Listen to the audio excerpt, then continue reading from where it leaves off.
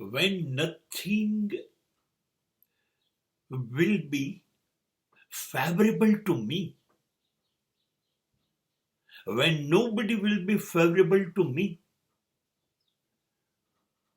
my all circumstances and my all situations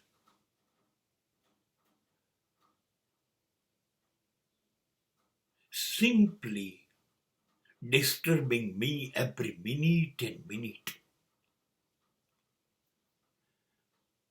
Do you know, this create my confidence.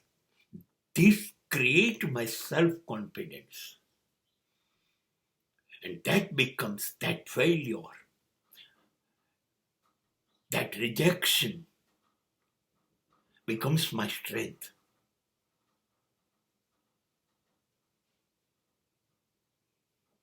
That gives me new soulfulness to my life.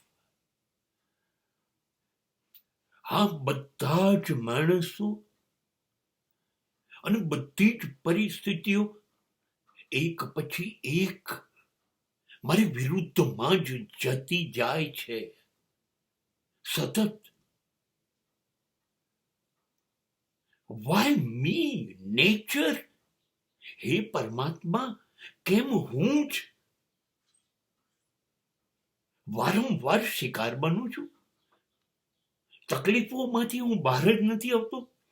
મારી જિંદગીનું નામ જ માત્ર હાર, પરાજય, પીડા, વેદના, દુઃખ, દુઃખ અને દુઃખ.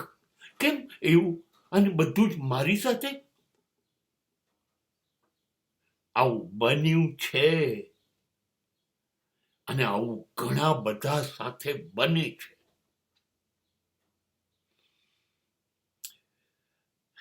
પણ હું બહુ જ ઈમાનદારીથી કહું છું, આ બધી વસ્તુઓએ મને બહુ જ અદ્ભુત બનવા માટે પ્રેરણા આપી છે, ઇન્સ્પાયર્ડ કર્યો છે. કરો દુઃખી, જેટલી તાકાત હોય એટલું. દરેક દુઃખમાં પીડાતો, કચડાતો, ચગદાતો હતો હું હતો. હા, કોઈ ન જુએ એવા ખૂણા પણ શોધતો હતો રડવા માટે.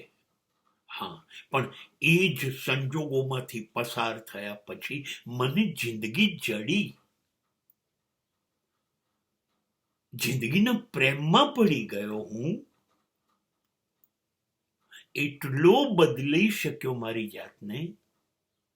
હવે મુશ્કેલી મુશ્કેલી જ નથી લાગતી, દુઃખ દુઃખ નથી લાગતું. ભલે કમ વોટ મે, જે થવું હોય થાય, ઊભો છું. યસ, હવે જેમ તકલીફ આવે છે એમ નર્વસનેસ નથી આવતી. હવે એમ થાય છે લડીશ, ઊભો છું, આવી જા.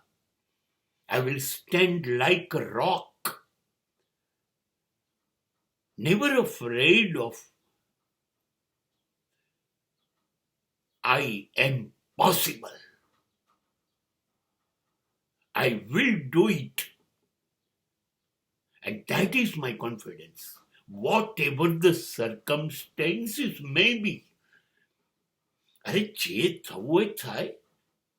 એક નહીં, આખી દુનિયા મારે વિરુદ્ધમાં જાય. એક નહીં, અનેક નિષ્ફળતાઓ આવે, હું ઊભો રહીશ.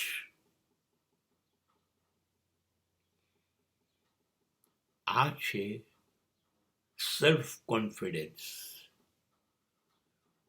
ધર્મની ભાષામાં એને આત્મવાન વ્યક્તિત્વ કહેવાય છે, જેનો આત્મા મજબૂત થતો જ જાય, થતો જ જાય.